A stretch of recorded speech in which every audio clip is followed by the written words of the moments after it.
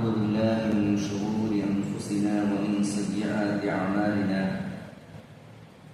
من يهده الله فلا مضل له ومن يضلل فلا هادي له وأشهد أن لا إله إلا الله وحده لا شريك له وأشهد أن محمدا عبده ورسوله يا أيها الذين آمنوا اتقوا الله حق تقاته ولا تموتن إلا وأنتم مسلمون يا أيها الناس اتقوا ربكم الذي خلقكم من نفس واحدة وخلق منها زوجها وبث منهما رجالا كثيرا ونساء واتقوا الله الذي تساءلون به والأرحام إن الله كان عليكم رقيبا يا أيها الذين آمنوا اتقوا الله وقولوا قولا سديدا يصلح لكم أعمالكم ويغفر لكم ذنوبكم ومن يطع الله ورسوله فقد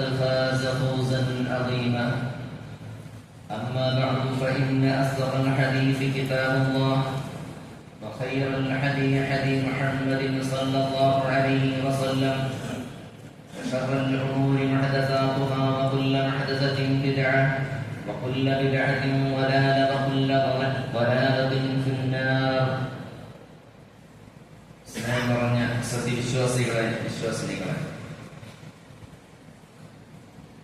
അല്ലാഹു സുബ്ഹാനഹു വ തആല നമ്മോട് കൽപ്പിച്ച കൽപ്പനകൾ കഴിവിന്റെ പരമാവധി ജീവിതത്തിൽ പാലിച്ചുകൊണ്ട് തഖ്വയോടുകൂടി ജീവിക്കണമേ എന്ന് എന്നോടെന്ന പോലെ തന്നെ നിങ്ങളോടും ഉണർത്തുകയാണ്, വസീയത്ത് ചെയ്യുകയും. അല്ലാഹു സുബ്ഹാനഹു വ തആല വിശ്വാസികളായ നമ്മെ സംബന്ധിച്ച് നമ്മെ ഏൽപ്പിച്ച ഉത്തരവാദിത്വം, അമാനത്ത്, അത് കൃത്യമായി നിർവഹിക്കാൻ ജീവിതത്തിന്റെ എല്ലാ മേഖലയിലും വിശ്വാസികളായ നമുക്ക് സാധിക്കേണ്ടതുണ്ട്. കാരണം അമാനത്ത് പൂർത്തീകരിക്കാത്ത മനുഷ്യർ, അവർക്ക് അല്ലാഹു സുബ്ഹാനഹു വ തആല ഒരുക്കി വെച്ചിട്ടുള്ളത് നരകമാണ്. അല്ലാഹു സുബ്ഹാനഹു വ തആല ചില സ്ഥലങ്ങളിൽ പറഞ്ഞിട്ടുള്ളത്, അമാനത്ത് അത് പൂർത്തീകരിക്കുന്ന മനുഷ്യർ എന്ന് പറയുന്നത് അല്ലാഹുവിനെ ഭയപ്പെടുന്ന യഥാർത്ഥ സജ്ജനങ്ങളായ ആളുകൾക്ക് മാത്രമേ അതിന് സാധിക്കൂ എന്നതാണ്. അമ്പിയാക്കളുടെ മാർഗം പിൻപറ്റുന്ന, സ്വഹാബത്തിന്റെ മാർഗം പിൻപറ്റുന്ന ആളുകൾക്കാണ് അമാനത്ത് പൂർത്തീകരിക്കാൻ കഴിയുക. കഴിഞ്ഞ ഖുതുബയിൽ നാം അമാനത്തുമായി ബന്ധപ്പെട്ട നമ്മുടെ ജീവിതത്തിൽ ശ്രദ്ധിക്കേണ്ട ചില കാര്യങ്ങളെ കുറിച്ച് പറഞ്ഞു. അതേപോലെ തന്നെ വളരെ പ്രധാനപ്പെട്ട അമാനത്തിന്റെ കൂട്ടത്തിൽ ഒന്നാണ് ദഅവാ രംഗത്ത് അള്ളാഹുവിന്റെ ദീന് മറ്റുള്ളവരോട് പറയുന്ന പ്രബോധന രംഗത്ത് നമുക്കുണ്ടായിരിക്കേണ്ട അമാനത്ത്. മഹാനായ സുഫിയാൻ സൗരി റഹിമഹുല്ലാഹ് ഒരിക്കൽ പറഞ്ഞു, ലാ യഅ്മുറു ബിൽ മഅറൂഫി വലാ യൻഹാ അനിൽ മുൻകർ. അവിടുന്ന് പറയുന്ന കാര്യം, നന്മ കൽപ്പിക്കുക, തിന്മ വിരോധിക്കുകയും ചെയ്യരുത്. ഒരാളല്ലാതെ. ആരാണത്?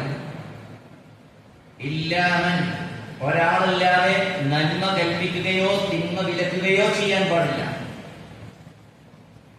എന്നിട്ട് അദ്ദേഹം പറയുന്നത് എന്താ അറിയോ? ആ വ്യക്തിയെ സംബന്ധിച്ച് അദ്ദേഹത്തിന് 3 ക്വാളിറ്റി ഉണ്ടാകണം. കാന ഫീഹി ഹുസ്നുൽ സലാഹ. 3 ക്വാളിറ്റി അദ്ദേഹത്തിന് ഉണ്ടാകണം. സഹോദരങ്ങളെ, ഈ 3 ക്വാളിറ്റിയെ കുറിച്ച്, ആ 3 ഉത്തരവാദിത്തത്തെ കുറിച്ച് നമുക്ക് കൃത്യമായ ബോധമാണ്. ദീന് മനസ്സിലാക്കി നമ്മെ സംബന്ധിച്ച് അത് മറ്റുള്ളവർക്ക് പറഞ്ഞു കൊടുക്കുക, എത്തിച്ചു കൊടുക്കുക എന്നത് നമ്മുടെ ബാധ്യതയാണ്. ഒരു മനുഷ്യനെ സംബന്ധിച്ച് ഒന്നാമത്തെ കാര്യം ദീൻ പഠിക്കുക എന്നതാണ്. പഠിച്ച ദീനനുസരിച്ച് രണ്ടാമത്തെ അമലാക്കുക എന്നതാണ്. മൂന്നാമത്തെ കാര്യം, നാം പഠിക്കുകയും അമലാക്കുകയും ചെയ്യുന്ന കാര്യങ്ങൾ മറ്റുള്ളവർക്ക് എത്തിച്ചു കൊടുക്കലും നമ്മുടെ ബാധ്യതയാണ്. അത് എവിടെ നിന്ന് തൊട്ട് എന്ന് പറഞ്ഞാൽ നമ്മുടെ വീട്ടിൽ നിന്ന് തുടങ്ങണം. നമ്മുടെ മാതാപിതാക്കളോട്, നമ്മുടെ ഭാര്യയോട്, നമ്മുടെ മക്കളോട്, അങ്ങനെ തുടങ്ങി നമ്മുടെ കുടുംബാംഗങ്ങളോട്, നമ്മുടെ അയൽവാസികളോട്, നമ്മുടെ നാട്ടിലുള്ള പ്രദേശത്തുള്ള മുസ്ലിമീങ്ങളോട്, ദീനിനെ കുറിച്ച് അറിയാവുന്നവരോട്, അവർക്ക് അള്ളാഹുവിന്റെ ദീനിനെ കുറിച്ച് എത്തിച്ചു കൊടുക്കൽ നമുക്ക് ബാധ്യതയുള്ള കാര്യം.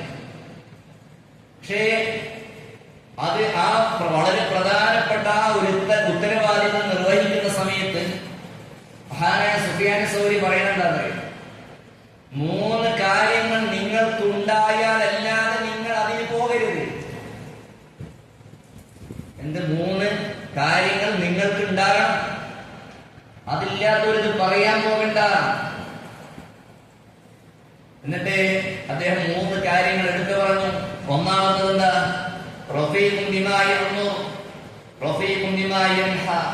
ഒന്നാമത്തെ കാര്യം അതാ, നമുക്ക് ഉണ്ടാകണം.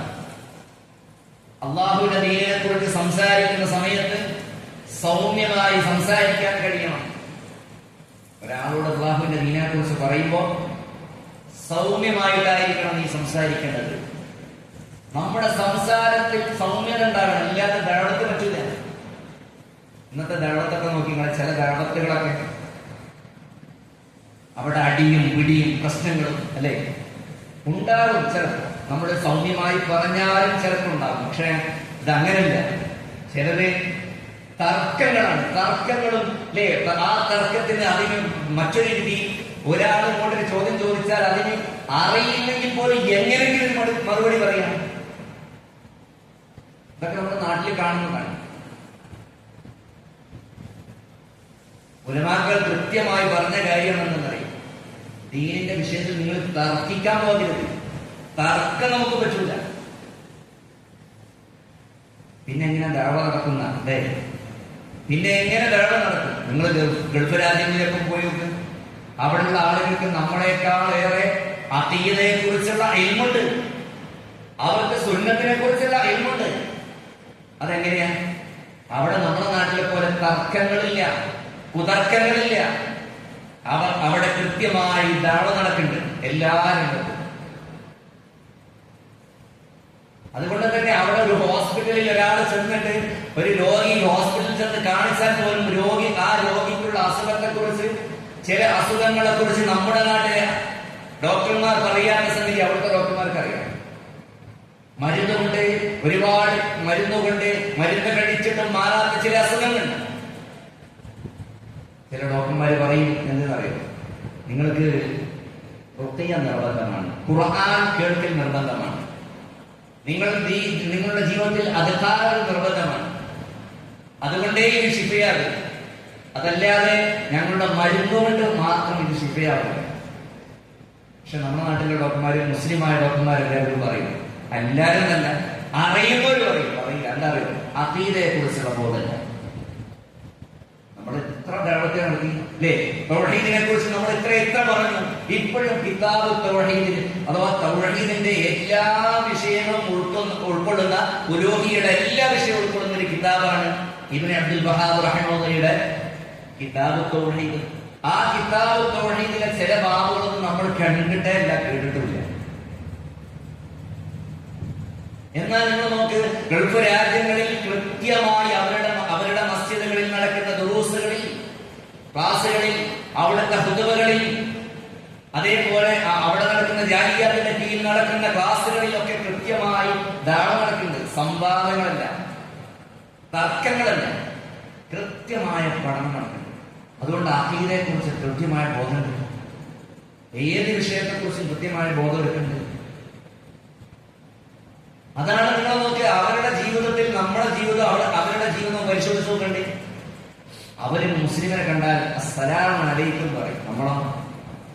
നമുക്ക് എന്തൊക്കെ നോക്കണം, അവനെ ഏതായാലും ഒപ്പ് നോക്കണം അല്ലേ? അവന്റെ താടി വലിപ്പുണ്ടോ അവൻ വെട്ടുന്നവനാണോ അതൊക്കെ നോക്കണ്ടാവും അല്ലേ? നമുക്കിതൊക്കെ നോക്കിയിട്ട് ഒരു സലാം പോലും പറയുന്നത് അവിടേക്ക് മാറി വരിക. എന്തുകൊണ്ട്? നമ്മുടെ വിശ്വാസത്തിന്റെ പോരായ്മ. നിങ്ങൾ എടുത്തു നോക്ക്, സൗദി അറേബ്യയിൽ ഏറ്റവും തൗഹീദ് നിറഞ്ഞു നിൽക്കുന്ന മണ്ണാണത്. വലിയ വലിയ ഉലമാക്കൾ ജീവിച്ചു പോയ നാടാണ് അൽ ഖസീമൊക്കെ. ഖസീമിലൊക്കെ ചെന്ന് കഴിഞ്ഞാൽ അവിടുത്തെ സ്ത്രീകളുടെ ഹിജാബ്, നമ്മുടെ നാട്ടിലെ സ്ത്രീകളോ അവര് ഹിജാബൊക്കെ ധരിക്കുന്നുണ്ട്, നിഖാബൊക്കെ ധരിക്കുന്നുണ്ട്. പക്ഷെ ആ ഹിജാബും അവരുടെ ഹിജാബ് വ്യത്യാസം. അവര് ഹിജാബായിട്ട് മനസ്സിലാക്കിയിട്ടാണ് നടക്കുന്നത്. നമ്മുടെ നാട്ടിലെ ചില ആൾക്കാർ നിഖാബൊക്കെ ധരിക്കും. പക്ഷെ ഒരു അന്യ പുരുഷന്റെ മുമ്പിൽ എന്തെങ്കിലും സംസാരിക്കാൻ അവിടെ ഈ നിക്കാബത്ത് പോണത് വലത് കേൾക്കാനും ജാറകളിൽ സന്ദർശിക്കാനും ചില ഉസ്താദന്മാരെടുത്ത് പോകുമ്പോഴാണ് അവർ നിക്കാബിടുന്നത്. അതെ, ഒരാളോട് കാര്യം അന്യ പുരുഷനോട് കാര്യം സംസാരിക്കണം എന്ന് വിചാരിച്ച് ചെല്ലുമ്പോ അപ്പൊ നമ്മൾ പോകും. അതെന്താണ് അറിയാം, ഹിജാബിനെ കുറിച്ച് ബോധമില്ല. ആ കിട്ടിയ ഇൽമ് ശരിയായിട്ടില്ല. അപ്പൊ നമ്മൾ മനസ്സിലാക്കേണ്ടത് സംവാദങ്ങളും തർക്കങ്ങളും അതുകൊണ്ടേ ദീന് ധാരാളം നടക്കൂ എന്നല്ല. ആ രീതി ശരിയല്ല. നിങ്ങൾ ദീനിന്റെ വിഷയത്തിൽ തർക്കിക്കാൻ പോകരുത്. നമ്മൾ അള്ളാഹുവിന്റെ ദീന് കൃത്യമായിട്ട് പഠിച്ചു കൊടുക്കും. ഒരാളോട് നമ്മൾ മനസ്സിലാക്കിയ ദീന് വളരെ സൗമ്യമായി നസീറത്തോടു കൂടി ഒരാളോട് ഉപദേശിച്ചു, അത് അവിടെ ഉപകാരപ്പെടും. ഒരു കുട്ടിയെ നമ്മളൊരു തിന്മയിൽ കാണുന്നു, ആ കുട്ടിയെ വിളിച്ചിട്ട് നമ്മൾ നസീഹത്തോടു കൂടി ഒന്ന് ഉപദേശിച്ചു. അള്ളാഹുവിന്റെ ഖുർആനിലെ ആയത്ത് ഓതിയിട്ട് അള്ളാഹു റസൂലിന്റെ ഹദീസ് പറഞ്ഞിട്ട് ആ കുട്ടിയെ ഒന്ന് അവനൊന്ന് നസീഹത്ത് ചെയ്തു. ചിലപ്പോ അവന്റെ ജീവിതത്തിൽ മാറ്റം വരും. അതിനോട് തർക്കിച്ചാലോ ആ വഴിക്ക് പിന്നെ വരില്ല. അങ്ങനെ എത്ര ആളുകളുണ്ട് പറയും. ചില ആളുകളുടെ സംസാരം കാരണം മസ്ജിദ് പോലും മാറിപ്പോകുന്ന ആളുകളുണ്ട്. ഇത് എപ്പോഴേക്ക് ഞാൻ പോകില്ല, അയാളുടെ പെരുമാറ്റം ശരിയല്ല. അതുകൊണ്ട് നമ്മുടെ പെരുമാറ്റം നന്നാകണം. നമ്മൾ ദീനിന്റെ ദാടാരംഗത്തേക്ക് ഇറങ്ങിത്തിരിക്കുമ്പോ ദീനിനെ കുറിച്ച് പറഞ്ഞു കൊടുക്കുമ്പോ നമുക്ക് 3 ക്വാളിറ്റി വേണമെന്ന് അല്ലെങ്കിൽ ഇത് പറയരുത്. കാരണം അമാനത്തിന്റെ ഏറ്റവും പ്രധാനപ്പെട്ട 3 കാര്യങ്ങളെ കുറിച്ചാണ് സുഫിയാൻ സൗരി പറയുന്നത്. നിങ്ങൾ ദാട നടത്തുന്നുണ്ടോ, നിങ്ങൾ ദീനിനെ കുറിച്ച് സംസാരിക്കുന്നുണ്ടോ? ഒന്നാമത്തെ കാര്യം റഫീഖുൻ ബിമാ യഅ്മു റഫീഖുൻ ബിമാ യൻഹാ. ആളുകളോട് റിഫ്ഖ് കാണിക്കണം, സൗമ്യമായിട്ട് സംസാരിക്കണം, കനിവ് കാണിക്കണം, ദയ കാണിക്കണം. ഇത് വലിച്ചു കീറാനുള്ളതല്ല. നമ്മളെ കയ്യില് നമ്മൾ അള്ളാഹുവിന്റെ ദീന് മനസ്സിലാക്കില്ല. ആ ദീനിന്റെ വില എത്രയെന്ന് അറിയണം. ആ ദീനിന്റെ വില എത്രയെന്ന് അറിയണം. ഷെയ്ഖ് അൽബാനി റഹിമഹുള്ള അവരൊക്കെ ഒരു ഹദീസ് വായിക്കണമെങ്കിൽ അവര് അത്രയും ഇൽമുള്ളതുകൊണ്ട് ഒരു ഹദീസിനെ കുറിച്ച് ഒരാളെ ചോദിക്കുകയാണെങ്കിൽ അവരെ കിടക്കുന്ന സ്ഥലത്ത് നിന്ന് എഴുന്നേറ്റ് നിന്ന് മുടിയൊക്കെ ചീകി വസ്ത്രമൊക്കെ റെഡിയാക്കി എന്നിട്ട് ദീനിനെ കുറിച്ച് സംസാരിക്കുക. കാരണം എന്താ, ഈ സംസാരിക്കുന്ന സാധനം സ്വർണത്തെക്കാൾ ഈ ഭൂമിയിൽ എല്ലാത്തിനേക്കാളും മഹത്വമുള്ളതാണ്. നമ്മുടെ ഭാര്യയുടെ സ്വർണം, ഒരു സ്വർണ്ണ ചെയിൻ ആരും ഒന്ന് ചോദിച്ചാൽ നമ്മൾ കൊടുക്കുമോ? ഇല്ല. കൊടുക്കേണ്ടിയോനെ കൊടുക്കുള്ളൂ അല്ലേ? എല്ലാവർക്കും കൊടുക്കും. ഒരാൾ പറയാണ് ഒരത്യാവശ്യം തരുവച്ച എല്ലാവർക്കും കൊടുക്കില്ല. അതിനേക്കാൾ മഹത്വമുള്ള സാധനം അള്ളാഹുവിന്റെ ദീൻ. അത് കൊടുക്കേണ്ട രീതിയിൽ കൊടുക്കേണ്ട ആളുകൾക്ക്. ആ കൊടുക്കേണ്ട രംഗത്ത് ഒന്ന് നമ്മൾ സൗമ്യമായിട്ടായിരിക്കണം ധാരണ നടത്തേണ്ടത്. പ്രത്യേകിച്ച് പ്രായമുള്ള ആളുകളോടൊക്കെ സംസാരിക്കുമ്പോഴൊക്കെ പ്രത്യേകിച്ചത് വേണം. അതേപോലെ നമ്മുടെ മുൻപിലുള്ള കുട്ടികൾ, എന്തുകൊണ്ടാ കുട്ടികളെ വാപ്പാര് പറയാൻ ഞാൻ പറഞ്ഞാലോ കേൾക്കൂല അല്ലേ? സഹോദരന്മാരെ, നമ്മുടെ മക്കളെ തർബിയത്ത് ചെയ്യണം. തർബിയത്ത് എന്ന് പറഞ്ഞാൽ മദ്രസയിൽ നിന്ന് ഒരുപാട് പഠിച്ചുകൊണ്ട് മാത്രം കുട്ടികളെ നന്നാവില്ല. നമ്മുടെ വീട്ടിൽ ഭക്ഷണം ഒരു നേരമെങ്കിലും നമ്മൾ ഭക്ഷണം കഴിക്കുമ്പോൾ നമ്മുടെ മക്കളെ നമ്മുടെ കൂടെ ഇരുത്തണം. ചെറിയ കുട്ടികളെ വിളിച്ചിരുത്തണം. കൽപ്പിക്കുന്നത് കൽപ്പിക്കണം. സ്നേഹം കൊടുക്കണം, സ്നേഹിക്കണം. മക്കൾക്ക് വാപ്പാന്റെ സ്നേഹം ഉമ്മാന്റെ സ്നേഹം കിട്ടുന്നുണ്ട് എന്ന് അറിയണം. ചില വാപ്പാരെ പ്രകടിപ്പിക്കുക. മൂപ്പരെ മുഖത്തേക്ക് എപ്പം നോക്കിയാലും ഭയങ്കര ഗൗരവമായി അല്ലെ? പിന്നെ കുട്ടികളെ വാപ്പാന്റെ അടുത്ത് വരികയാണ്. വാപ്പ പറഞ്ഞാൽ അങ്ങനെ കേൾക്കുക, വാപ്പാന്റെ അടുത്തേക്ക് വരാൻ പറ്റും. സഹോദരങ്ങളെ, നമ്മുടെ മക്കള് നന്നാകണോ, നമ്മുടെ ഭാര്യമാരെ നന്നാകണോ? അല്ലെ? ഭാര്യമാരെ എങ്ങനെയാ നന്നാക്കേണ്ടത്? ഭാര്യ ഒരു വിവാഹം കഴിച്ചു, ഭാര്യയ്ക്ക് ഒരുപാട് പോരായ്മയുണ്ട്, ദീനീപരമായിട്ട് ഒരുപാട് പോരായ്മയുണ്ട്. എങ്ങനെയാണ് നന്നാക്കേണ്ടത്? നേരത്തെ നിക്കാഹ് ധരിക്കാത്തൊരു സ്ത്രീ നമ്മുടെ ജീവിതത്തിലേക്ക് കടന്നു പോകും. എങ്ങനെ? ഒറ്റടിക്ക് നാളെ മുതൽ നിക്കാഹ് ഇല്ലാതെ പുറത്തിറങ്ങിയിട്ടുണ്ടെങ്കിൽ ഞാൻ വീണ്ടും ഉണ്ടാകും. ഇതൊക്കെ ചിലർ പറയും. അവരോടുകൂടി ആ ജീവിതം അവിടെയാണ് കഴിയും. അങ്ങനല്ല. അവൾക്ക് ഹിജാബ് എന്താ പഠിപ്പിച്ചു കൊടുക്കുക, അതിന്റെ ഗൗരവം എന്താ, ആയത്തും ഹദീസും ഉദ്ധരിച്ചിട്ട് സ്വഹാബത്തിന്റെ ചരിത്രം അനുസരിച്ച് അതൊന്ന് പറഞ്ഞു നോക്കി. എത്ര ചരിത്രങ്ങളുണ്ടെന്നറിയാം. ഓട്ടോമാറ്റിക്കായി നമ്മൾ ഒരു കുറച്ച് പറയുമ്പോഴേക്ക് അവർ പതുക്കെ പതുക്കെ മാറും. അവർ സ്വയം ആത്മാർത്ഥമായിട്ട് അവരുടെ വസ്ത്രം നന്നാക്കും. പക്ഷെ നമ്മളെന്താ പറയുക, ഒറ്റയടിക്കതൊക്കെ നന്നാക്കണം. അങ്ങനെ നന്നാവില്ല. പെണ്ണിനെ നന്നാക്കുമ്പോ ഒരു പെണ്ണിനെ, തന്റെ ഭാര്യയെ അവളെ നന്നാക്കുന്ന സമയത്ത് നിങ്ങൾ ഒറ്റടിക്ക് നന്നാക്കരുത്. അതിനൊരു വളവുണ്ട്. അവരെ സൃഷ്ടിപ്പിൽ ഒരു വളവുണ്ട്. പോരായ്മയുണ്ട്. ചെറിയൊരു വളവുണ്ട്. ആ വളവ് നിങ്ങൾ ഒറ്റടിക്ക് നിർത്താൻ ശ്രമിക്കരുത്. പതുക്കെ നിർത്തിക്കോട്ടെ. അത് പെണ്ണാണ്. പെണ്ണിന്റെ ശരീരം അതുപോലെ സോഫ്റ്റ് അല്ലേ. ആണിന്റെ ശരീരം പോലെയാണ്, പെണ്ണുങ്ങളുടെ ശരീരം അല്ല. ചില പെണ്ണുങ്ങളെ പറയും ഞങ്ങള് എന്ത് ഇപ്പോ ഈ കാലഘട്ടത്തിലെ ചില പെണ്ണുങ്ങളെ പറയും ഞങ്ങളും എന്ത് ആണുങ്ങളെ പോലെയാണ്. ആണുങ്ങളെ പോലെ 12 മണിക്ക് ശേഷം ഞങ്ങൾക്കും പുറത്തിറങ്ങണം. എന്നാൽ നമ്മുടെ നാട്ടിൽ ഒരുപാട് വലിയ വലിയ പ്രകൃതിക്ഷോഭങ്ങളൊക്കെ നടന്ന സ്ഥലത്ത് നിങ്ങൾ കണ്ടിട്ടുണ്ടോ? ആണുങ്ങളെ പോലെ പെണ്ണുങ്ങൾ ഇല്ല. അവർക്ക് കഴിയില്ല. അവർക്ക് എല്ലാത്തിനും കഴിയില്ല. അവർക്ക് ഒരുപാട് പോരായ്മയുണ്ട്. അള്ളാഹു അങ്ങനെ ശ്രദ്ധിച്ചതാ. അത് നമ്മൾ മനസ്സിലാക്കണം. അപ്പോ ഭാര്യമാരോട് നസീഹത്ത് ചെയ്യുമ്പോൾ വളരെ സൗമ്യമായിട്ടായിരിക്കണം, സ്നേഹത്തോടു കൂടിയായിരിക്കണം. അവിടെ നന്നാകണം എന്ന നിയ്യത്ത് നമുക്ക് ഉണ്ടാകണം.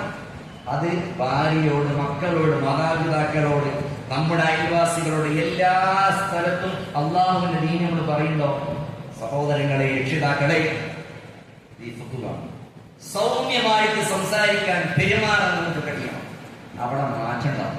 അതാ ആ മാറ്റം മദീനത്തുണ്ടായത്. ആ മാറ്റമാണ് മദീനയിൽ ഉണ്ടായത്. അല്ലേ? അല്ലാഹുവിന്റെ റസൂൽ സല്ലല്ലാഹു അലൈഹി വസല്ലമയുടെ പെരുമാറ്റമായിരുന്നു. അല്ലാഹു റസൂൽ സല്ലല്ലാഹു അലൈഹി വസല്ലമ മദീനയുടെ ചാരത്തിലൂടെ പോകുമ്പോ ആ പ്രദേശത്തെ കുട്ടികൾ കളിക്കുന്നുണ്ടെങ്കിൽ കുട്ടികൾ അല്ലാഹു റസൂൽ അതിനെ പോകുന്നുണ്ടെന്ന് അറിഞ്ഞാൽ ഓടി വരും അല്ലാഹു റസൂൽ സല്ലല്ലാഹു അലൈഹി വസല്ലമയുടെ അടുത്തേക്ക്. എന്തിനാണ്? റസൂൽ സല്ലല്ലാഹു അലൈഹി വസല്ലമയോട് ഇഷ്ടായിരുന്നു അവർക്ക്. അല്ലാഹു റസൂൽ സല്ലല്ലാഹു അലൈഹി വസല്ലം കുട്ടികളോട് തമാശ പറയും, നല്ല കഥകൾ പറയും. നമ്മളോ പ്രായമുള്ള ആളുകളോട്, എല്ലാ രംഗത്തും സഹോദരങ്ങൾ, ആളുകളോട് ദീന് പറയുമ്പോ ഈ ഫത്വ. ഇതാണ് ഒന്നാമത്തെ കാര്യം. രണ്ടാമത്തെ കാര്യം സുഫ്യാൻ സൗരി റഹിമഹുല്ലാഹ് പറഞ്ഞത് എന്താ അദിൽ എന്ന് പറഞ്ഞാൽ? അദിൽ എന്ന് പറഞ്ഞാൽ ഒരു സാധനം നമുക്ക് കിട്ടിയാൽ അത് വെക്കേണ്ടത് എവിടെയാണ്, എപ്പോഴാണ് അത് വെക്കേണ്ടത്, എടുക്കേണ്ടത് എന്ന് പറയണം. ദീന് പറയുമ്പോൾ എങ്ങനെ പറയണം, എവിടെ പറയണം, എപ്പോ പറയണം, ഏത് സമയത്ത് പറയണം എന്നൊക്കെ അറിയണം. തൗഹീദ് മനസ്സിലാക്കാത്ത ഷിർക്കിൽ മുങ്ങിക്കൊളിച്ചൊരു മനുഷ്യനോട്, അയാൾ അങ്ങനെയുള്ള ഒരു മനുഷ്യൻ നമ്മൾ പള്ളിയിൽ നമസ്കരിക്കണ കാണാം. അവന്റെ കൈ പൊക്കിളിന്റെ താഴെയാണ്. അപ്പൊ നമ്മൾ അയാളെ വിളിച്ചിട്ട് കൈ ഇങ്ങനെ പൊക്കിളിന്റെ താഴെ കെട്ടാൻ പാടില്ല, മുകളിൽ കെട്ടണം. ഏറ്റവും മക്കളർ അതിന്റെ അപ്പുറം മുകളിലോട്ട് കയറി വരണം എന്നൊക്കെ പറഞ്ഞ് നസീഹത്ത് ചെയ്യുമ്പോൾ ചിലപ്പോൾ അയാൾ തർക്കിക്കും. കാരണം ഷിർക്ക് ഉള്ള ഒരു മനുഷ്യനാണെങ്കിൽ അയാളുടെ തർക്കമുണ്ടാവും. അയാൾ ഷിർക്കിന്റെ മറ അയാൾക്കുണ്ട്. ആ മറ പൊട്ടാതെ, തൗഹീദ് വരാതെ അയാളുടെ ജീവിതത്തിലേക്ക് മറ്റുള്ളത് കയറില്ല. അപ്പൊ തർക്കിക്കും, നമ്മൾ തർക്കിക്കും. സഹോദരങ്ങളെ, ഷിർക്കിൽ മുങ്ങിക്കൊളിച്ചൊരു മനുഷ്യനോട് ആദ്യം സംസാരിക്കുന്ന നിസ്കാരത്തെ കുറിച്ചല്ല, വേറെ വിഷയമല്ല. ആദ്യം സംസാരിക്കുന്നത് തൗഹീദാണ്. അവൻ തൗഹീദാണ് ആദ്യം പറഞ്ഞു കൊടുക്കുന്നത്. അവനെ ഷിർക്കിനെ കുറിച്ചും കുഫറിനെ കുറിച്ചും പറഞ്ഞു കൊടുക്കണം. ആദ്യം അതാ പറഞ്ഞു കൊടുക്കേണ്ടത്. അവിടെ ദേളത്തെ ചെയ്യുമ്പോൾ ആദ്യം ചെയ്യേണ്ടത് ആദ്യം പറഞ്ഞു കൊടുക്കേണ്ടത് പറയാണ്ടിരിക്കണം. അല്ലാതെ തൗഹീദില്ലാത്ത ഷിർക്കിൽ മുങ്ങിക്കൊളിച്ച വിഭാഗത്തിനോട് നമ്മൾ നടക്കുന്ന ദേളത്തിൽ നിങ്ങൾ ആലോചിച്ചു ആഘോഷം അതൊക്കെ പറയണം. തൗഹീദ് കിട്ടിയൊരു മനുഷ്യനാണ്. തൗഹീദ് കിട്ടിയൊരു മനുഷ്യനോട് പറയാൻ അത്തരം കാര്യങ്ങൾ, മറ്റുള്ള കാര്യങ്ങൾ. തൗഹീദ് ഒരു മനുഷ്യന് കൃത്യമായി അഖീദ കിട്ടിയുണ്ടല്ലോ, പിന്നെ നമ്മൾ പറഞ്ഞു കൊടുക്കണ്ട, തെരഞ്ഞുകൊടുക്കും. അങ്ങനെ പ്രത്യേകത. ഒരാൾക്ക് തൗഹീദിന്റെ എല്ലാ എല്ലാ ഭാഗങ്ങളും ഒരാൾ മനസ്സിലാക്കി കഴിഞ്ഞാൽ പിന്നെ മറ്റുള്ള കാര്യങ്ങൾ തെരഞ്ഞു പഠിക്കും. അത് തൗഹീദിന്റെ പ്രത്യേകതയാണ്. നമ്മൾ ഈ തെരഞ്ഞു പഠിക്കാത്തതിന്റെ കാരണം എന്താണ്? നമുക്ക് നമ്മുടെ അഖീദയിൽ എവിടേക്കോ പോരായ്മയുണ്ട്, നമ്മൾ പഠിച്ചോടത്ത് എവിടേക്കോ പോരായ്മയുണ്ട്. അതുകൊണ്ട് നമുക്ക് പഠിക്കാത്ത തൗഹീദ് കിട്ടിക്കഴിഞ്ഞാൽ പിന്നെ പഠിക്കും, നമ്മൾ തെരഞ്ഞു പഠിക്കും അല്ലേ? നമ്മുടെ മക്കൾക്ക് ദുനിയാവിന്റെ കാര്യത്തിന് ഒരു സ്കൂളിൽ നിന്ന് ഒരു പുസ്തകം ഇന്ന പുസ്തകം വാങ്ങണം എന്ന് പറഞ്ഞാൽ നമ്മൾ നാട് മുഴുവൻ അന്വേഷിക്കൂലേ? ഇല്ല, നമ്മുടെ ഈ പ്രദേശത്ത് കിട്ടില്ല, അത് ഇവിടെ പിന്നെ മാംഗ്ലൂരിൽ പോകണം എന്ന് പറഞ്ഞാൽ നമ്മൾ പോയി വാങ്ങൂലേ? തെരഞ്ഞു വാങ്ങൂലേ? എവിടെ വാങ്ങും, അന്വേഷിക്കും. ആ അന്വേഷണങ്ങളും പഠനങ്ങളും നടക്കും. അത് ദുനിയാവിന്റെ വിഷയമാണ്. പക്ഷേ ദീനിന്റെ വിഷയം, ആ വിഷയം നടക്കും നമ്മുടെ അഖീദ കൃത്യമായ. അതുകൊണ്ട് ഒരു ദാവത്ത് നമ്മളൊരു കാര്യം പറഞ്ഞു കൊടുക്കുമ്പോൾ എന്ത് വേണമെന്ന് അറിയും. അത് ആരോട് പറയണം, എപ്പോ പറയണം എന്നത് അറിയണം. അല്ലാതെ എല്ലാ സാധനവും എല്ലാവരും മുമ്പിൽ പറഞ്ഞല്ല. ചില സംഗതി ചില ആൾക്കാരെ മുമ്പിൽ പറഞ്ഞു കൊടുത്താൽ അയാൾക്ക് തിരിയൂല, മനസ്സിലാവില്ല. ചില ആളുകളോട് അത് പറഞ്ഞു കൊടുക്കേണ്ട രീതി വേറെ ആയിരിക്കും. ഓരോ ആളുകളെ മനസ്സിലാക്കി അയാളോട് കൃത്യമായി സംസാരിക്കാൻ കഴിയണം നമുക്ക്. കാരണം ദീനാണ്, അയാൾക്ക് അത് കിട്ടണം. നമ്മുടെ മനസ്സിൽ ഉണ്ടാകണം എന്ത് നീയത്ത്, റബ്ബേ ഇതൊന്നും ഇയാൾക്ക് മനസ്സിലാക്കണേ റബ്ബേ, ഇയാൾക്ക് നീ ഹിദായത്ത് കൊടുക്കണേ റബ്ബേ. നമ്മുടെ നീയത്ത് നന്നാകണം. എന്നിട്ട് വളരെ സൗമ്യമായിട്ട് പറയേണ്ട കോലത്തിൽ, പറയേണ്ട അവസ്ഥയിൽ, കൊടുക്കേണ്ട കോലത്തിൽ പറയണം. അപ്പൊ മാറ്റം. അപ്പൊ രണ്ടാമത്തെ കാര്യം എന്താണ്? അതിൽ വേണം എന്ന ഒരു ദീന് എവിടെ പറയണം, എപ്പോ പറയണം, എങ്ങനെ പറയണം എന്നത് അറിയണം. അല്ലാതെ എല്ലാരോടും പറയേണ്ടതല്ല, പറയേണ്ട സമയത്ത് പറയേണ്ട കോലത്തിൽ. നിങ്ങൾ അത് ചോദ്യം, ഒരു മനുഷ്യന്റെ തിന്മ തിരുത്തലെങ്ങനെ? നാട്ടുകാരെ മുമ്പ് കഴിഞ്ഞ ക്ലാസ് കുത്തുപേര് പറഞ്ഞില്ലേ, നാട്ടുകാരെ മുമ്പെന്നല്ല, വളരെ സൗമ്യമായിട്ട്. ഇപ്പൊ എന്റെ അടുത്ത് ഒരു പോരായ്മ വരികയാണ്, എങ്ങനെ തിരുത്തേണ്ടത്? ആർക്കും തിരുത്താ, അതാണ് നീ എന്ത് സൗമ്യമായി തന്നെ. ഞാൻ മിമ്പറന്ന് കടന്നു തന്നെ അങ്ങനെയുള്ള ചില പള്ളിയിലൊക്കെയാണ് നിങ്ങൾ പറഞ്ഞു ശരിയല്ല, അതല്ല. അത് ഞാൻ ഉദാഹരണം പറഞ്ഞു. അതുപോലെ വളരെ സൗമ്യമായിട്ട് ആരും അറിയാതെ ഈ വിഷയങ്ങൾ പറഞ്ഞു സ്വീകരിക്കും, മാറ്റണ്ടാവും. അപ്പൊ ആളുകളോട് ദീന് പറയുമ്പോൾ അത് ശരിക്കും ആലോചിച്ച് ചിന്തിച്ച് പറയണം. അല്ലാഹു സുബ്ഹാനഹു വ തആല ഈ ഒരു വിഷയത്തിൽ വളരെ ഗൗരവമാണ് സഹോദരൻ. അതാണ് സുഫിയാൻ സൗരി റഹ്മത്തുള്ളാഹി പറഞ്ഞത്. ഈ ദീനാണ്, ദീനിന്റെ ദർബാരമാണ്. മൂന്നാമത്തെ കാര്യം എന്താണ്? അല്ലാഹു റസൂൽ സ്വല്ലല്ലാഹു അലൈഹി വസല്ലം പറഞ്ഞത് ആലിമുൻ ബിമാ യഅ്മുർ ആലിമുൻ ബിമാ യൻഹി. ദീന് പറയുമ്പോൾ പറയുന്ന വിഷയത്തിൽ അറിയണം. നിസ്കാരത്തെ കുറിച്ച് ഒരാൾക്ക് പറഞ്ഞിട്ടുണ്ടെങ്കിൽ നിസ്കാരത്തെ കുറിച്ച് നന്നായിട്ട് പറയും. അതിൻ്റെ ഇടയിൽ ഒരു ചോദ്യം കിട്ടും, നിസ്കാരത്തിനെ പറഞ്ഞെന്താ നിനക്ക് അറിയുന്ന വെച്ചാൽ അവിടെ പഠിക്കണം. നമുക്ക് പറയാൻ പോകും, പറയുന്ന കാര്യത്തെ കുറിച്ച് ഒരു ബോധം നമുക്ക് വേണം. അതിനെന്താ ദീന് പഠിക്കണം. നമ്മൾ പഠിക്കാതെ പറയുന്നത്. ഒരാളൊരു ചോദ്യം ചോദിച്ചു കഴിഞ്ഞാൽ നമുക്ക് അറിയില്ലെങ്കിൽ എനിക്ക് അറിയില്ല, ഞാൻ നോക്കിയിട്ട് പറയാം, ഞാൻ ചോദിച്ചിട്ട് പറയാം എന്ന് പറയാൻ കഴിയണം. അതാണ് വിനയം. നമുക്കുണ്ടാകേണ്ട ക്വാളിറ്റിയാണത്. നമ്മളോട് ഒരാൾ ചോദിച്ചിരിക്കുക, നമുക്ക് നല്ല താടിയുണ്ട്, ഞാൻ കഴിഞ്ഞ ഇത് പറയാതിരുന്നാൽ അതൊന്നല്ല, അത് വിചാരിച്ച് എന്തെങ്കിലും കൂട്ടി യോജിപ്പിച്ച് പറയാം. അല്ല, എനിക്കറിയില്ല, ആ വിഷയത്തെക്കുറിച്ച് എനിക്കറിയില്ല, പറഞ്ഞു തരാൻ. ചിലപ്പോൾ നമ്മളെ ജോലി ചെയ്യാൻ നമുക്കറിയാം, പക്ഷെ ഒരാൾക്ക് പറഞ്ഞു കൊടുക്കാൻ നമുക്ക് കഴിയില്ലല്ലോ. അങ്ങനെ ഉണ്ടല്ലോ ചില ആൾക്കാർക്ക്. അത് പറഞ്ഞു കൊടുക്കാൻ, അയാൾക്ക് തിരിച്ച് പറഞ്ഞു കൊടുക്കാൻ കഴിയില്ലെങ്കിൽ എനിക്കിത് പറയേണ്ട പോലത്തെ പറയാൻ അറിയില്ല, നീ വാസ്താനോട് ചോദിക്കാം, അല്ലെങ്കിൽ ഇതിൽ നിന്നുള്ള ഒരാളില്ലാണോ അയാളോട് ചോദിക്കാം, അല്ലെങ്കിൽ ഞാൻ ചോദിച്ച് പറയാം. അപ്പൊ സഹോദരങ്ങളെ, പിന്നെ പറയുന്ന വിഷയത്തിൽ അറിവുണ്ടാകണം. അതുകൊണ്ട് ഇൽമ് നേടുക എന്നത് നമ്മുടെ ബാധ്യതയാണ്. ദീന് പഠിക്കുക എന്നത് നമ്മുടെ ബാധ്യതയാണ്. കുറഞ്ഞ സമയമെങ്കിലും എൻ്റെ മുമ്പിലിരിക്കുന്ന കുട്ടികളെ നിങ്ങൾ അല്ലാഹുവിന്റെ ദീനിനെ കുറിച്ച് പഠിക്കണം. നമ്മുടെ മദ്രസയിൽ നിന്ന് പഠിക്കുന്നത്, പഠിച്ചു വരുന്നത്, നമ്മുടെ കുതുബയിൽ നിന്ന് കേൾക്കുന്നത്, അത് നമ്മുടെ ജീവിതത്തിൽ ഒരു കുതുബയിൽ 3 കാര്യം കേട്ടാൽ ഒന്നെങ്കിലും ജീവിതത്തിൽ കൊണ്ടുവരാൻ നമുക്ക് കഴിയണം. എത്രത്തോളം കൊണ്ടുവരാൻ പറ്റും അത്രത്തോളം. അതുകൊണ്ട് പഠനം എന്നുള്ളത്, ദീനിന്റെ പഠനം എന്നുള്ളത് ഗൗരവമാണ്. പഠിക്കാതെ പറയാൻ ഇറങ്ങരുത്. എന്നാൽ എല്ലാം കൂടെ പറഞ്ഞിട്ട് തരത്തിൽ ഇറങ്ങാൻ പറ്റുമോ? അത് പറ്റില്ല. എല്ലാം കഴിഞ്ഞിട്ട് ഒരാളുണ്ടാവില്ല. എല്ലാവർക്കും പോരായ്മയുണ്ടാവും. അപ്പോ അറിവിൽ പ്രധാനപ്പെട്ട ഇൽമുകൾ നേടിയെടുക്കാൻ പ്രത്യേകം ശ്രദ്ധിക്കാം. അറിയുന്ന കാര്യം സംസാരിക്കാം. ഇപ്പൊ ഒരാളോട് ദീന് പറയാൻ പോവാണ് വിട്ടിട്ട്, ഒരാൾക്ക് അറിയാത്ത മറ്റേ അറിയെങ്കിൽ ഓനാണെന്ന് പറയണം, മറ്റവനെ അറിയില്ല, അവൻ അവിടെ എടുത്ത് ചാടാൻ പാടില്ല. അപ്പോ ഓരോരുത്തരെ അറിവിനനുസരിച്ച് കൃത്യമായി പറയണം, അറിയില്ലെങ്കിൽ പറയരുത്. അപ്പൊ ഈ 3 ക്വാളിറ്റി നമുക്ക് ഒരു മനുഷ്യനുണ്ടെങ്കിലേ ഉള്ളൂ ദീനിന്റെ ദഅവ നമുക്ക് ചെയ്യാൻ അനുമതിയുള്ളൂ. അള്ളാഹുവിന്റെ ദീന് നന്മ കൽപ്പിക്കാനും തിന്മ വിരോധിക്കാനും നമുക്ക് അതിനൊക്കെ നമുക്ക് കഴിയണമെങ്കിൽ ഈ 3 ക്വാളിറ്റി ഉണ്ടാകണം. അത് നമ്മൾ മനസ്സിൽ കുറിച്ച് വെച്ചു. ഒന്നാമത്തെ കാര്യം എന്താ? ആളുകളോട് സംസാരിക്കുമ്പോൾ റിഫ്ഖ് കാണണം, സൗമ്യമായിട്ട് സംസാരിക്കാൻ കഴിയണം, ഇല്ലെങ്കിൽ ഉണ്ടാക്കുക.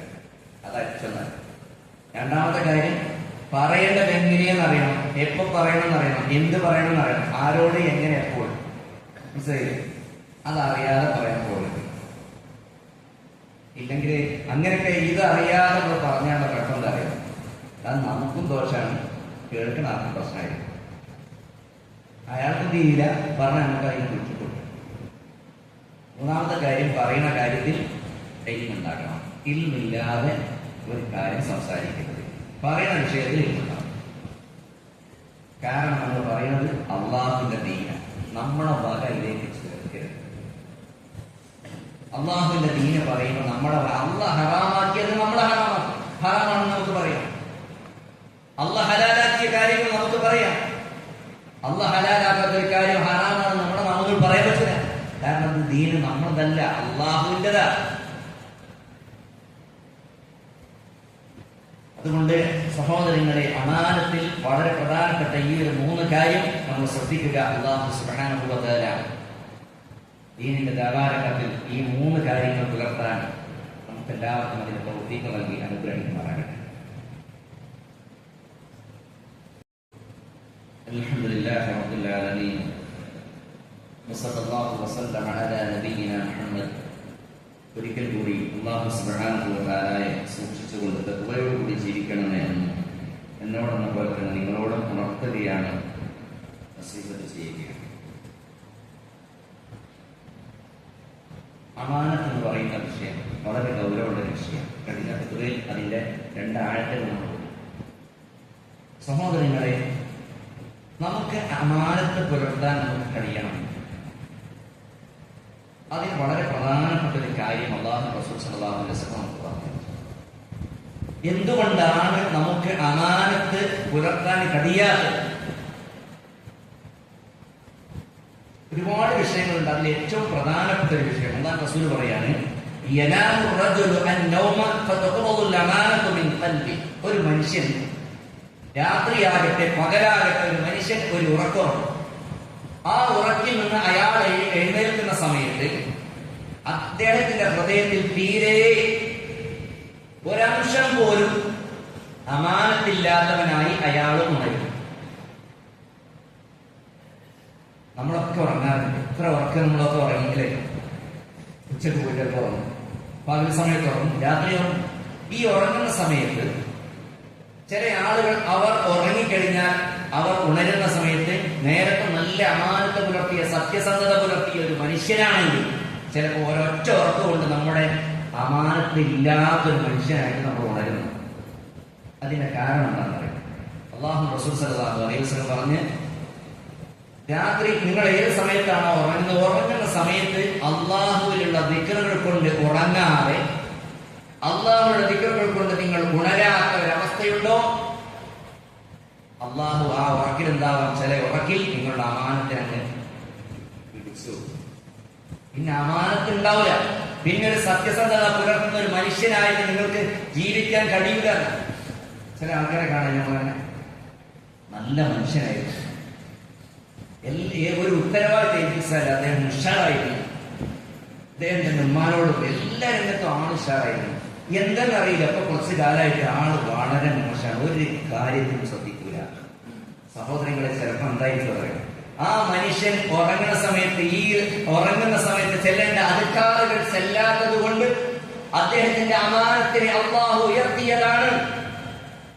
അള്ളാഹു റസൂല പറഞ്ഞത്, നിങ്ങളുടെ അമാനത്ത് അള്ളാഹു ഉയർത്തിക്കളയും, നിങ്ങളുടെ സത്യസന്ധത അള്ളാഹു ഉയർത്തിക്കളയും. നിങ്ങൾ ഉറങ്ങുന്ന സമയത്ത് അള്ളാഹുവിന്റെ ദിക്റുകൾ കൊണ്ട് ഉറങ്ങാതെ.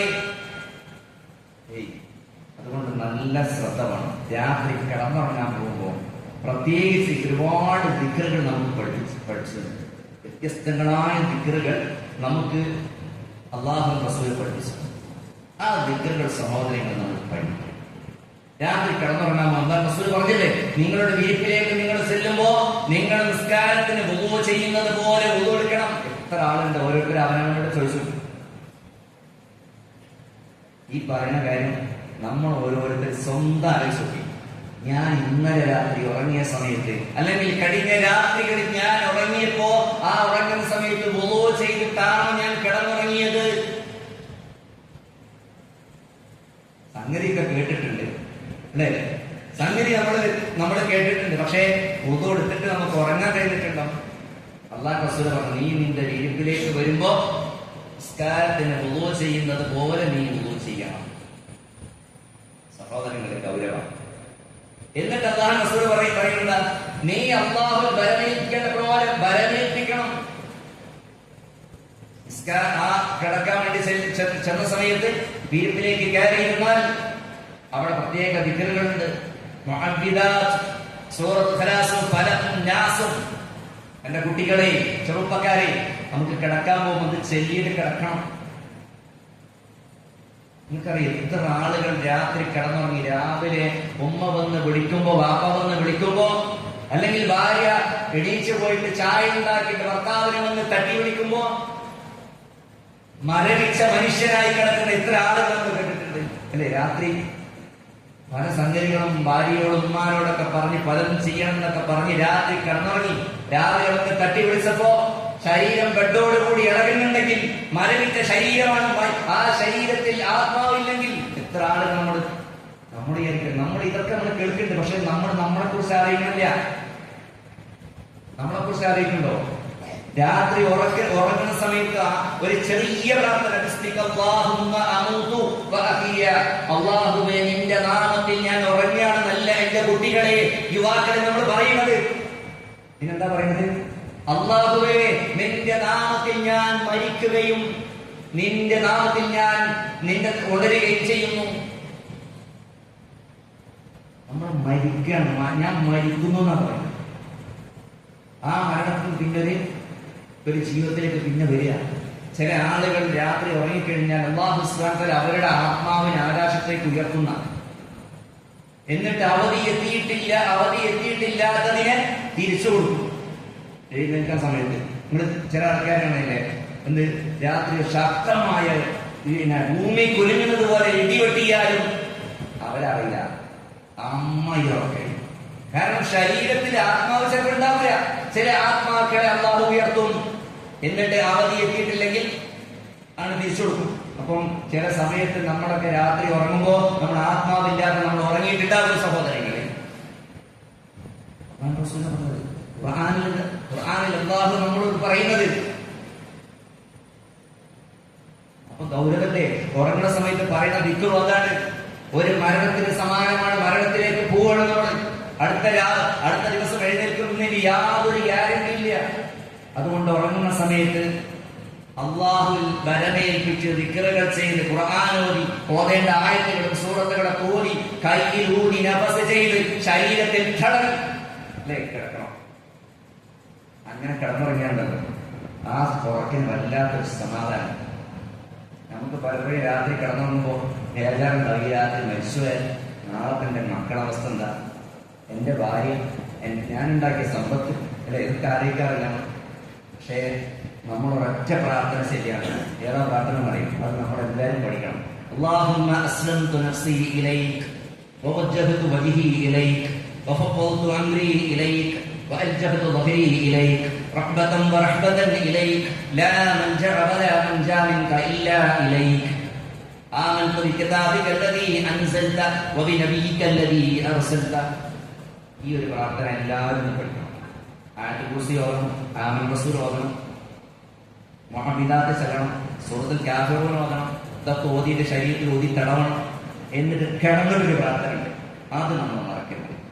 കാരണം ഈ ഒരു വിഷയം കൈകാര്യം ചെയ്യുമ്പോൾ മഹാനായ ഇബ്നു ഉസൈമീൻ റഹിമഹുല്ലാഹ് അദ്ദേഹം താഴെ കൊടുത്ത പ്രാർത്ഥന ഏതാണെന്നറിയാം? ഈ പ്രാർത്ഥനയ്ക്ക് ഒരു പ്രത്യേകതയുണ്ട്. ഇത് നമ്മൾ കിടന്നിട്ടാ ചെല്ലേണ്ടത്. മറ്റതൊക്കെ നമ്മൾ കയറി ഇരുന്നിട്ട് കയ്യിൽ ഓടി തറവി അങ്ങനെ കിടക്കുക. ഇത് കിടന്ന് നമ്മൾ വലത് ഭാഗത്തേക്ക് ചെരിഞ്ഞ് കിടക്കണം. ആദ്യം നമ്മളൊന്ന് വലത്തോട്ട് ചെരിഞ്ഞ് കിടക്കണം. ചിലർ കിവിരയിലേക്ക് ചെയ്യണം. അങ്ങനെ കിവിരാന്ന് പറഞ്ഞില്ല. നിങ്ങളെ കിടക്കണ ബെഡ് എങ്ങനെ അവിടെ വലത്തോട്ട് ചെയ്യാം. വലത് ഭാഗത്തേക്ക് ചെരിഞ്ഞ് കിടന്ന് കൈ ഇങ്ങനെ വെച്ചിട്ട് അല്ലാഹ് റസൂലിന്റെ കിടത്തങ്ങനെ കവിളിൽ ഇങ്ങനെ കൈ വെച്ചിട്ട് വലത്തോട്ട് ചെരിഞ്ഞ് കിടക്കുക. എന്നിട്ടാണ് ഈ പ്രാർത്ഥന ചെല്ലേണ്ടത്. അല്ലാഹുമ്മ അസ്ലംതു നഫ്സി ഇലൈക വവജ്ജഹതു വജ്ഹി ഇലൈക. അല്ലാഹുവേ, എന്റെ എല്ലാ കാര്യം എന്റെ നഫ്സിനെ ഞാൻ നിന്നിൽ ഏൽപ്പിച്ചിരിക്കുന്നു റബ്ബേ.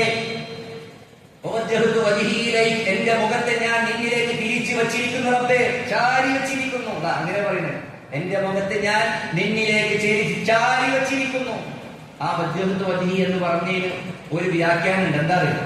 എന്റെ എല്ലാ കാര്യം എന്നതിലുണ്ട്. അതാണ് അതിന്റെ ഉലമാക്കൾ ആ വിഷയത്തെ പറഞ്ഞത്.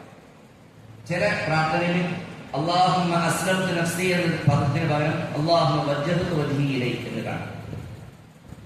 എന്റെ എല്ലാ കാര്യങ്ങളും എന്നെ തന്നെ ഞാൻ മുഴുവനായിട്ട്, എന്റെ ശരീരം, എന്റെ എല്ലാ കാര്യങ്ങളും ഞാൻ നിന്നിൽ ഏൽപ്പിച്ചു അർപ്പിച്ചിരിക്കുന്നു.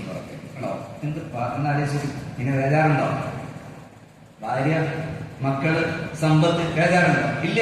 എല്ലാം ഏൽപ്പിക്കേണ്ടവരും ഏൽപ്പിച്ചു, റബ്ബിനെ ഏൽപ്പിച്ചു.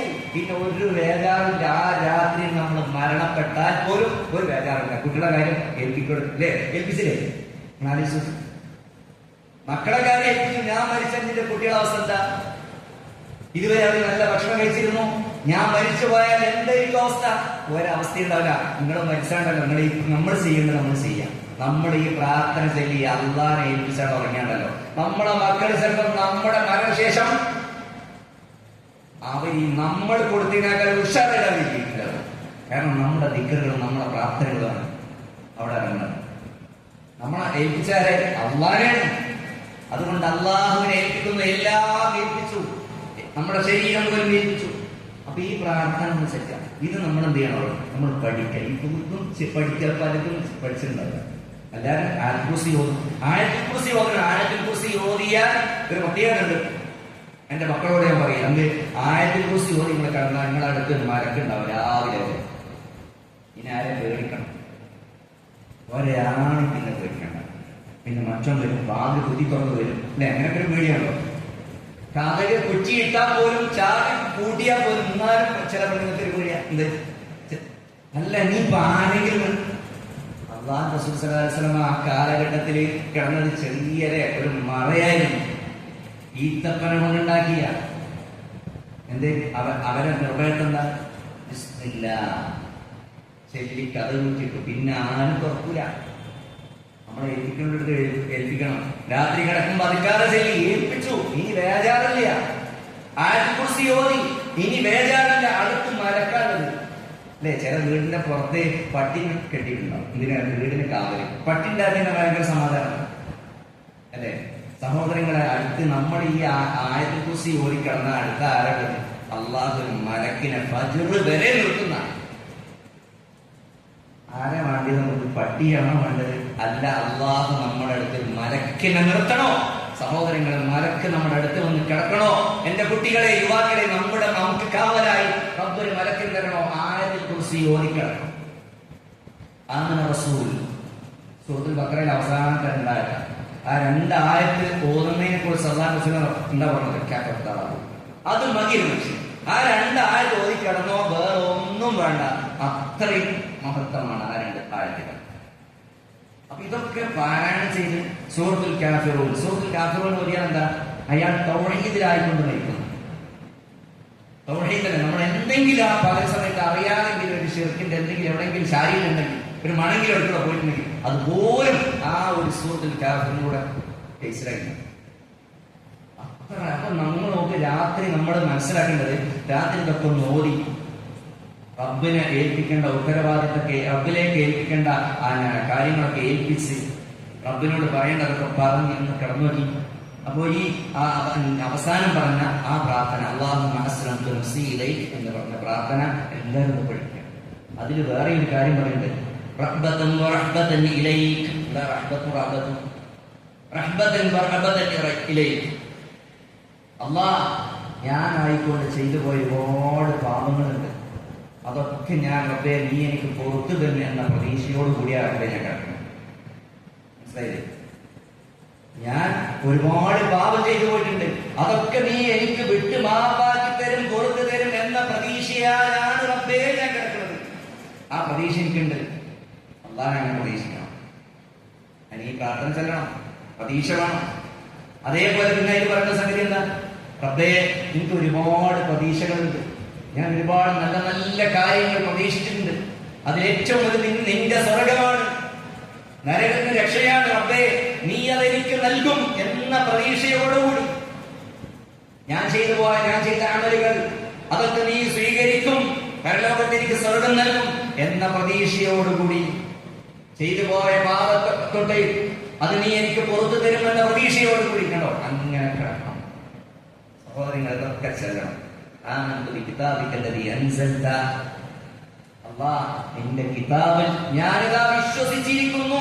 ആവർത്തിച്ച് ഞാൻ പ്രഖ്യാപിക്കണം. ഇനിയും രാത്രി ഒന്നുകൂടി പ്രഖ്യാപിക്കണം. നിന്റെ കിതാബിൽ ഞാൻ വിശ്വസിച്ചിട്ടുണ്ട് പൂർണ്ണമായി. നീ ഞങ്ങളിലേക്ക് നിയോഗിച്ച പ്രവാചകൻ മുഹമ്മദ് റസൂലുള്ളാഹി സ്വല്ലല്ലാഹു അലൈഹി വസല്ലമയിൽ ഞാനിതാ പൂർണ്ണമായി വിശ്വസിച്ചിട്ടുണ്ട്. എല്ലാം കേൾപ്പിച്ച് പറഞ്ഞിട്ട് അങ്ങനെ നമ്മളോട് ഉറങ്ങിയാണ്ടല്ലോ. ആ ഉറക്കിൽ അല്ലാഹു റസൂല പറഞ്ഞത്, ആ ഉറക്കിൽ നിങ്ങളങ്ങ് മരണപ്പെട്ടു പോയാൽ നിങ്ങൾ ജനിച്ചൊരു പ്രകൃതിന്റെ ശുദ്ധ പ്രകൃതി, ഏതൊരു കുഞ്ഞും ജനിക്കുന്നത് ശുദ്ധ പ്രകൃതിയോടുകൂടിയാണ്. അതേ ശുദ്ധ പ്രകൃതിയോടുകൂടി നീ മരിക്കും. ഈ പറയുന്നത് ഞാൻ ഇത്രയും പറഞ്ഞിട്ട് നമ്മൾ ആലോചിച്ചു. ഇനിയും നമ്മൾ ചിന്തിക്കണല്ലേ ഈ സഹോദരൻ, ഈ പ്രാർത്ഥനകളൊന്നും നമ്മൾ പഠിക്കാതെ തോന്നിയതുപോലെ കിടന്ന് ബെഡ് കാണുമ്പോഴേക്ക് അങ്ങ് ചെരിഞ്ഞ് കിടക്കുന്ന ഒരു അവസ്ഥയാണെങ്കിൽ സഹോദരങ്ങളെ നമ്മുടെ അവസ്ഥ മോശം. അതുകൊണ്ട് ദീനിനെ കുറിച്ച് പഠിക്കുക, ദീനിന്റെ വിഷയത്തിൽ നമ്മളെ നയിപ്പിച്ച അമാനത്തിനെ കുറിച്ച് ബോധം ഉണ്ടാവുക. അല്ലാഹു സുബ്ഹാനഹു വ തആല അമാനത്ത് പുലർത്താൻ നമുക്ക് കഴിയണമെങ്കിൽ, അമാനത്ത് നമ്മിൽ ഉയർത്താതിരിക്കണമെങ്കിൽ, നമ്മൾ ഉറക്കിനിടയിൽ മരണപ്പെട്ടാൽ പോലും ശുദ്ധ പ്രകൃതിയോടുകൂടി മരിക്കണമെങ്കിൽ ഈ പ്രാർത്ഥനകളൊക്കെ ചൊല്ലി ദിക്റൊക്കെ ചൊല്ലി കിടക്കാൻ നമുക്ക് കഴിയണം. അതേപോലെ എണീക്കുന്ന സമയത്ത് റബ്ബിനെ ഹംദ് പറഞ്ഞുകൊണ്ട് എണീക്കാൻ നമുക്ക് കഴിയണം. അൽഹംദുലില്ലാഹില്ലദീ അഹ്യാനാ ബഅദമാ അമാതനാ വഇലൈഹി നുശൂർ. എന്നെ മരിപ്പിച്ച ശേഷം എന്നെ ജീവിച്ച റബ്ബേ, നിനക്കാണ് സർവ്വ ഹംദുകളും, നിനക്കാണ് സർവ്വ സ്തുതികളും എന്ന് പറഞ്ഞിട്ടാണ് എണീക്കാൻ കഴിയണം. അങ്ങനെ ഒരവസ്ഥ അല്ലാഹു സുബ്ഹാനഹു വ തആല നമുക്കെല്ലാവർക്കും നൽകി അനുഗ്രഹിക്കുമാറാകട്ടെ. മരിക്കുന്ന സമയത്ത് ലാ ഇലാഹ ഇല്ലല്ലാഹ് എന്ന തൗഹീദിലായിക്കൊണ്ട് സുന്നത്തിലായിക്കൊണ്ട് മരിക്കാൻ അല്ലാഹുവേ ഞങ്ങൾക്ക് എല്ലാവർക്കും തൗഫീഖ് നൽകി അനുഗ്രഹിക്കണേ.